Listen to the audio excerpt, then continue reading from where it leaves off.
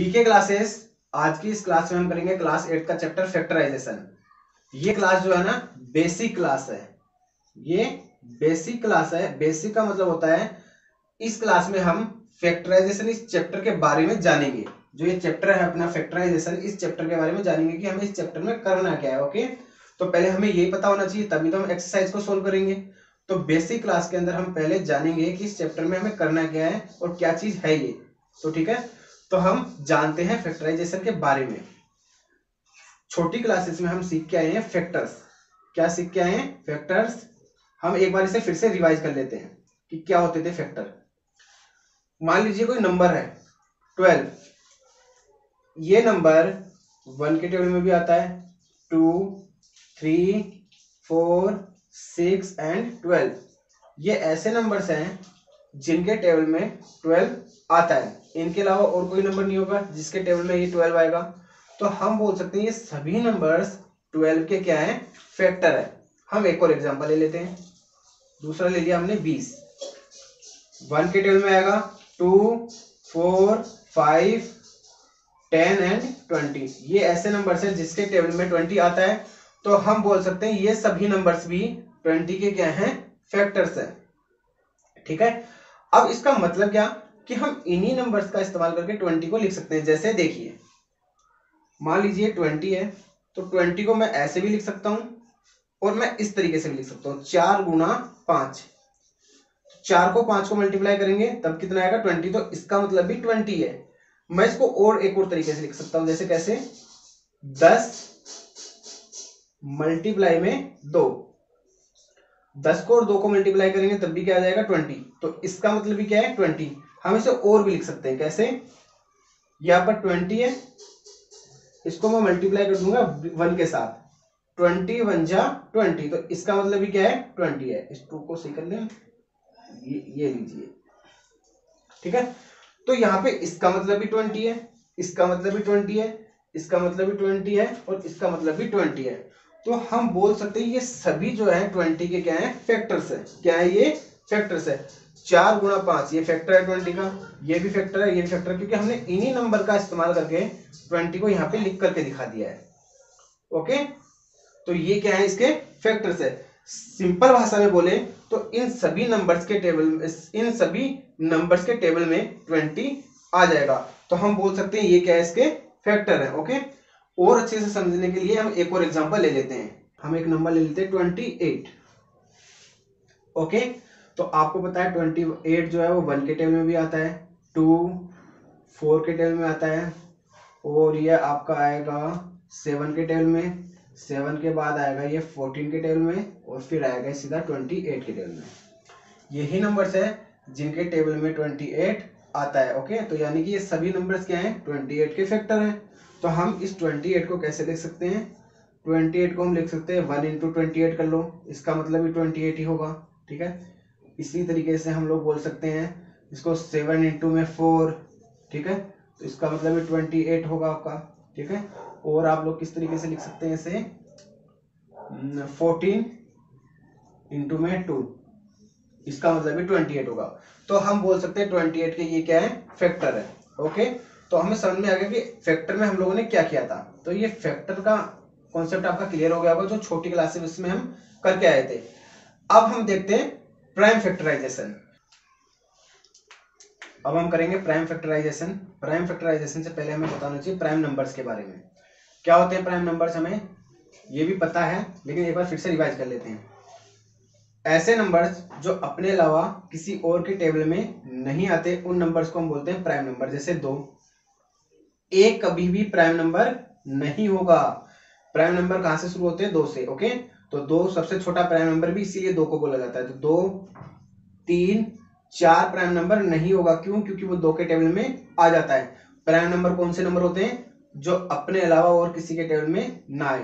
5, एक को छोड़ करके, एक के टेबल में तो सारे ही सारे नंबर आ जाएंगे। ओके, 5 प्राइम नंबर है क्योंकि ये किसी और के टेबल में नहीं आता अपने अलावा। 7 भी प्राइम नंबर है। 11, ठीक है। 9 प्राइम नंबर नहीं होगा क्योंकि वो 3 के टेबल में आ जाता है। ओके, तो ये सभी नंबर ऐसे कंटिन्यू चलते जाएंगे। इसका अगला हो जाएगा आपका 13, फिर 17, तो ऐसे ही कंटिन्यू चलते चले जाएंगे। ओके, तो ये सभी नंबर्स क्या है, प्राइम नंबर। प्राइम फैक्टराइजेशन भी यही है, मतलब ऐसे नंबर्स का इस्तेमाल करना जो प्राइम नंबर हो और फिर फैक्टर कर देना, उसी को हम बोलते हैं प्राइम फैक्टराइजेशन। क्या बोलते हैं, प्राइम फैक्टराइजेशन। जैसे सिंपल सा एग्जांपल ले लेते हैं, हमने अभी थोड़ी देर पहले एग्जांपल लिया था 20 का, और हमने इसके फैक्टर्स क्या लिखे थे, 1, 2, 4, 5, 10 एंड 20, ये हमने इसके फैक्टर्स लिखे थे। इसका मतलब ये था कि ये ऐसे नंबर्स हैं जिसके टेबल में 20 आ जाता है। फिर हमने इसे ऐसे लिखा था, 20 को लिखा था हमने 20 इज इक्वल टू 4 मल्टीप्लाई में 5, हमने ऐसे लिखा था इसे। ये जो है ये 20 का फैक्टर है, क्या है, ये फैक्टर है, लेकिन प्राइम फैक्टर नहीं है। क्यों, क्योंकि यहाँ पे 5 तो प्राइम नंबर है लेकिन 4 प्राइम नंबर नहीं है। 4 2 के टेबल में आ जाता है, ये प्राइम नंबर नहीं है, तो इसीलिए ये प्राइम फैक्टराइजेशन 20 का नहीं हुआ। इस 20 का प्राइम फैक्टराइजेशन करने के लिए हम क्या कर सकते थे, 20 इस 4 को भी किसमें चेंज कर सकते थे, प्राइम नंबर में। कैसे, 2 मल्टीप्लाई में 2, क्योंकि 2 को मल्टीप्लाई करेंगे तो क्या आ जाएगा 4, और 2 तो एक प्राइम नंबर होता है, 2 एक प्राइम नंबर होता है। तो मैं इस 20 को ऐसे लिख सकता हूं, कैसे, इन तीनों को मल्टीप्लाई करके, 5, 2 और 2 इनको मल्टीप्लाई करूंगा तब भी 20 आ जाएगा। देखिए कैसे, देखिए किस तरीके से, 20 को लिखूंगा मैं 2 मल्टीप्लाई में 2 मल्टीप्लाई में 5, 2 को 2 से मल्टीप्लाई करूंगा 4, 4 को 5 से मल्टीप्लाई करूंगा 20, सॉरी 20, हाँ सॉरी 20 हो जाएगा। 2 2 जा 4, 4 5 जा 20, तो यानी कि ये भी एक प्राइम नंबर है, ये भी एक प्राइम नंबर है, ये भी एक प्राइम नंबर है। तो ये क्या हो गया, एक प्राइम फैक्टराइजेशन हो गया। तो ये एक प्राइम फैक्टराइजेशन है, बट ये भी फैक्टर है, पर ये प्राइम फैक्टर नहीं है। ये प्राइम फैक्टर है 20 का, ये प्राइम फैक्टर नहीं है। एक और एग्जांपल ले लेते हैं सिंपल सा, हम 12 का ही ले लेते हैं। चलिए 12 को लिख सकता हूं मैं 2 मल्टीप्लाई में 6, ये प्राइम फैक्टर नहीं है। अगर मैं 12 को ऐसे लिख देता, 2 मल्टीप्लाई में 2 मल्टीप्लाई में 3, तो हम बोल सकते थे कि ये प्राइम फैक्टर है, क्योंकि 6 2 के टेबल में भी आता है और 3 के टेबल में भी आता है, इसीलिए ये प्राइम फैक्टर नहीं है। ये तो प्राइम नंबर है पर ये प्राइम नंबर नहीं है, इसीलिए ये प्राइम फैक्टर नहीं है, पर ये प्राइम फैक्टर है, क्योंकि इन तीनों को मल्टीप्लाई करेंगे तो 12 हो जाएगा। देखिए 3 2 जा 6, 6 को 2 से मल्टीप्लाई करेंगे तो 12, तो यानी कि ये प्राइम फैक्टर है 12 का, ये वाला, और ये वाला प्राइम फैक्टर नहीं है, क्योंकि यहाँ पे एक प्राइम नंबर नहीं है, एक ही प्राइम नंबर है। सारे नंबर प्राइम होने चाहिए।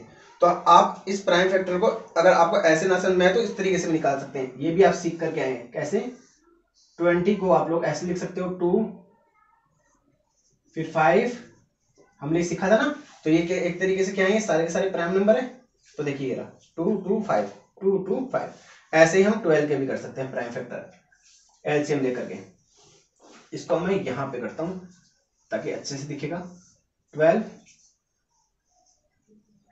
6 आएगा, फिर 2 के टेबल में 3 बार में आएगा, ये 3 बार, तो हो गया ये प्राइम फैक्टर। तो देखिए 2 2 3, 2 2 3, तो अब ये जो है क्या है, प्राइम फैक्टर है। तो आपको प्राइम फैक्टर समझ में आया। अब हम शुरू करेंगे एल्जेब्रिक एक्सप्रेशंस के फैक्टर। ओके, सबसे पहले एक एल्जेब्रिक एक्सप्रेशन हम लिखते हैं।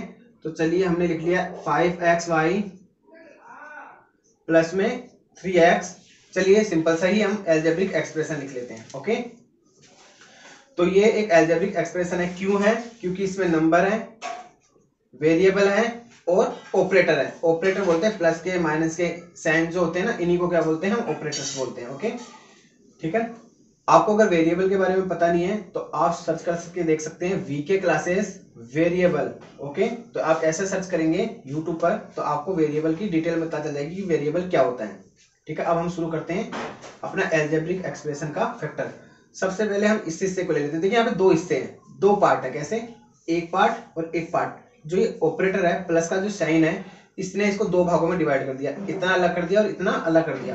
तो हम एक हिस्सा ले लेते हैं इसका। हमने ले लिया 5xy, ये वाला हिस्सा हमने उतार लिया। हम इसके फैक्टर करेंगे। अभी हम 20 का फैक्टर करके आए थे ना, जैसे 20 को हमने लिखा था 5 मल्टीप्लाई में 4, इन दोनों को मल्टीप्लाई करा तो 20 आ गया। यानी कि हम इसी का भी फैक्टर करने वाले हैं। कैसे, मैं इसको लिख सकता हूँ 5 मल्टीप्लाई में x मल्टीप्लाई में y। अगर मैं इन तीनों को मल्टीप्लाई करूंगा तो वापस यही आ जाएगा। ठीक है, वहां पे यही वापस आ जाएगा। तो एक तरीके से बोल सकता हूं मैं 5 भी इसका फैक्टर है ये x भी इसका फैक्टर है, y भी इसका फैक्टर है। ध्यान से देखिए कैसे, 5 के टेबल में भी 20 आता है, 4 के 12 में भी 20 आता है, तो हम बोल सकते हैं 5 भी इसका फैक्टर है, 4 भी इसका फैक्टर है।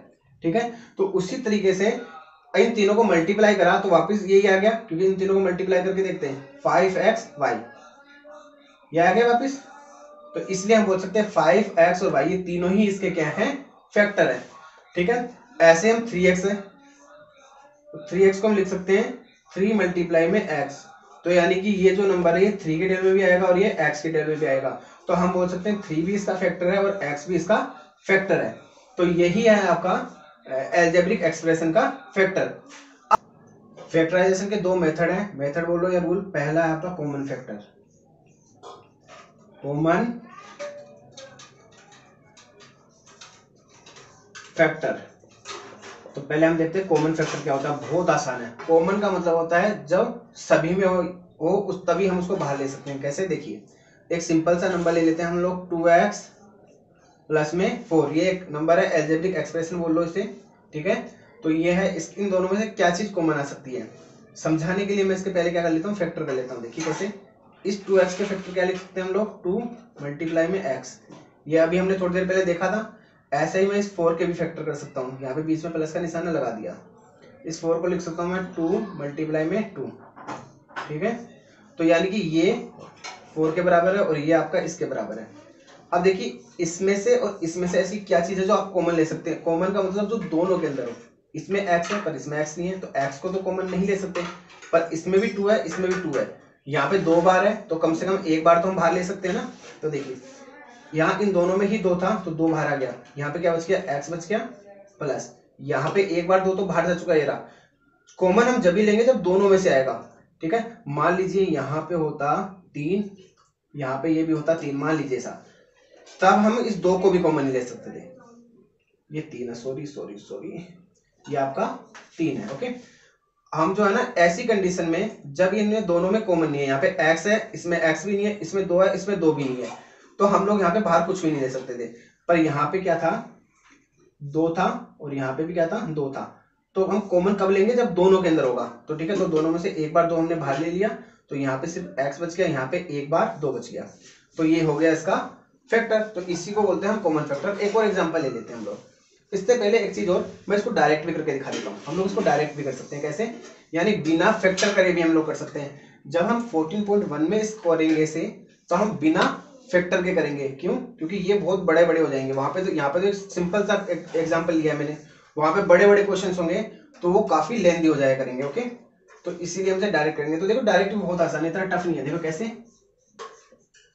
अभी तो हमने इसको ये वाला फैक्टर करके करा था ना, अब देखो डायरेक्ट कैसे।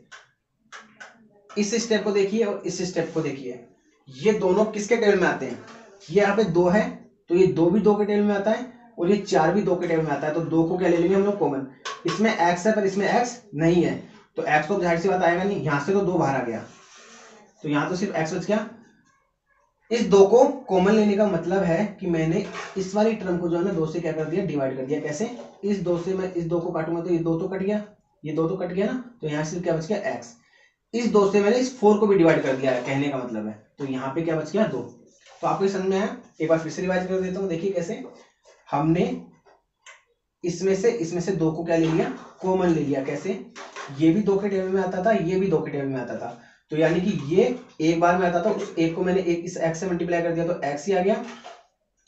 और ये 4 जो है ना 2 के टेबल में कितनी बार में आता था, 2 बार में, तो 2 4 की जगह मैंने 2 लिख दिया, क्योंकि 2 तो मैंने यहाँ पे बाहर ले लिया है। ठीक है, एक सिंपल सा एग्जाम्पल ओ ले लेते हैं, बहुत ही छोटा सा। ठीक है, देखिए कैसे, मान लीजिए यहाँ पे है आपका 4x, यहाँ पे है आपका 16y। ठीक है, 4x और 16y, इन दोनों को ध्यान से देखिए। इसमें x है पर इसमें x नहीं है, पर यहाँ पे इन दोनों के अंदर, इसमें y है इसमें y नहीं है, पर यहाँ पे दोनों के अंदर ही 4, ये भी 4 के टेबल में आता है, ये भी 4 के टेबल में आता है। ठीक है, दोनों ही 4 के टेबल में आते हैं, तो इसीलिए 4 को क्या ले लूंगा मैं, कॉमन। ठीक है, तो यहाँ पे क्या बच गया, x बच गया। 4 कॉमन लेने का मतलब मैंने क्या कर दिया, इसको 4 से डिवाइड कर दिया है, तो यहाँ पे क्या बचेगा, 16 कितनी बार में आता है 4 के टेबल में, 4 बार में। और y जो था ना, ये भी बाहर नहीं आया था, तो इसलिए y तो y लगेगा ही लगेगा। तो यहाँ पे सिर्फ x इसलिए बचा क्योंकि 4 पूरा का पूरा बाहर आ गया, और यहाँ पे 16 में से 4 बाहर आने का मतलब है कि 4 से मैंने इसको एक तरीके से डिवाइड कर दिया है। ओके, तो ये है आपका कॉमन फैक्टर। अब हम देखते हैं रीग्रुपिंग। रीग्रुपिंग भी आपका बहुत आसान है। रीग्रुपिंग बहुत आसान है। ग्रुपिंग का मतलब क्या होता है, जब एक से ज्यादा चीजें होती हैं तो हम यहाँ पे ग्रुप बना बना करके इसे सोल्व करते हैं। लेकिन अगर आप यहाँ पे ध्यान से देखिए, इस ग्रुप को भी और इस ग्रुप को भी 2xy 3 और यहाँ पे प्लस में 3 है, इन दोनों के अंदर यहाँ पे ये एक नंबर है, एक नंबर है, इन दोनों में कुछ भी कॉमन ही नहीं आएगा। कैसे? यहाँ पे 2 है पर यहाँ नहीं है, यहाँ x है यहाँ नहीं है, यहाँ y है यहाँ नहीं है, यहाँ 3 है यहाँ नहीं है, तो यहाँ पे कुछ कॉमन ही नहीं आएगा। सेम टू सेम यहाँ पे भी देखिए ध्यान से, यहाँ पे 2 है यहाँ नहीं है, यहाँ y है यहाँ नहीं है, यहाँ 3 है यहाँ नहीं है, और यहाँ x है तो यहाँ पे नहीं है। तो यहाँ पे इस दोनों ही ग्रुप में कुछ भी कॉमन ही नहीं आ रहा, तो हम इसको रीअरेंज कर सकते हैं। क्वेश्चन को क्या कर सकते हैं, रीअरेंज। कैसे? मैं इस 2y को पीछे आगे की तरफ ले आऊंगा। कैसे? देखिए 2xy प्लस में मैं यहाँ पे ले आऊंगा आपका 2y, इसको मैं आगे ले आया, इसको मैं पीछे की तरफ ले गया, 3x प्लस में 3। तो हमने इसको रीअरेंज कर दिया। कैसे? इनको आगे पीछे कर दिया, तो हमने एक तरीके से इसे क्या कर दिया, रीग्रुप कर दिया। अब इसका ग्रुप बन गया और इसका ग्रुप बन गया। देखिए 2y यहाँ पे था तो ये आगे आ गया इसके पास, तो इसका और इसका ग्रुप बन गया, इसका और इसका ग्रुप बन गया। हो गया? तो इसी को बोलते हैं रीग्रुपिंग। अब हम इसमें से कॉमन ले लेंगे। कैसे? यहाँ पे 2 है, यहाँ पे भी 2 है, 2 आ गया बाहर, यहाँ पे y है, यहाँ पे भी y है, y भी आ गया बाहर, यहाँ पे 2 और y तो बाहर आ गया, यहाँ पे सिर्फ क्या बच गया, x प्लस 2y तो पूरा का पूरा बाहर आ चुका है, तो यहाँ पे कुछ भी नहीं बचा तो क्या बचा, 1। जब कुछ भी नहीं बचता तो क्या बचता है, 1। ओके, प्लस इन दोनों में से 3 कॉमन आ गया, तो यहाँ क्या बच गया, सिर्फ x। यहाँ कुछ भी नहीं बचा क्योंकि 3 तो बाहर आ चुका है, तो यहाँ पे कुछ नहीं बचा तो 1 बचा। ठीक है, देखिए अब ध्यान से देखिए, यहाँ पे इसको और इसको, इस इतने में भी x प्लस 1 है, इसमें भी x प्लस 1 है, तो ये इन दोनों में से x प्लस क्या 1 क्या आ जाएगा, कॉमन। तो x प्लस 1 को हमने क्या ले लिया, बाहर। x प्लस 1 पूरा का पूरा क्या आ गया हमारे पास, बाहर आ गया। तो यहाँ पे क्या बच गया आपका, x प्लस 1 तो बाहर आ चुका है ये रहा, तो यहाँ पे सिर्फ 2y बच गया। और यहाँ से x प्लस 1 तो बाहर आ चुका है ये रहा, तो यहाँ पे सिर्फ क्या बच गया, 3 बच गया। बीच में प्लस का निशान तो लगा दिया, तो ये हो गया आपका सोल्व। तो इस क्वेश्चन के फैक्टर क्या आएंगे, ये दोनों होंगे। अब देखिए ध्यान से, यहाँ पे जब ये पहले क्वेश्चन था इसमें से कुछ भी कॉमन ही नहीं आ रहा था, लेकिन जैसे ही हमने इसको आगे पीछे अरेंज कर दिया तो फिर आसानी से इसमें से क्या आ गए, कॉमन आ गए। तो इसी को बोलते हैं रीग्रुप करके फैक्टर करना। तो ये आपका आ गया रीग्रुपिंग भी। अब अगली क्लास में हम करेंगे 14.1।